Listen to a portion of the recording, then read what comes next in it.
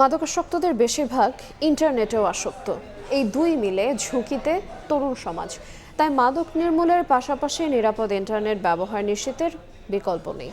সকালে রাজধানীর সেগুনবাগিচায় আন্তর্জাতিক মাতৃভাষা ইনস্টিটিউটে মাদক ও ইন্টারনেটে আসক্তি ক্যারিয়ার নির্বাচনে বিভ্রান্তি সমাধান যে পথে শীর্ষক কর্মশালায় কথা বলেন মাদকদ্রব্য নিয়ন্ত্রণ অধিদপ্তরের মহাপরিচালক হাসান মারুফ।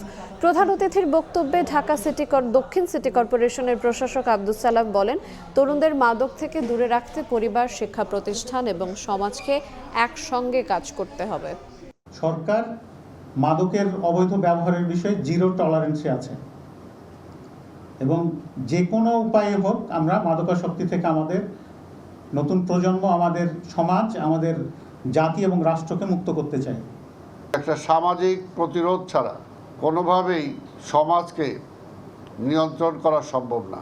আপনাদের মধ্যে যদি সে আকাঙ্ক্ষাটা থাকে নিজের প্রতি একটা বিশ্বাস, সর্বপ্রথম একটা আস্থা থাকতে হবে যে ইয়েস আমি পারবো এটা এবং আমাকে করতে হবে এটা, এবং কোনোভাবেই মাদক আমাকে গ্রহণ করবে না।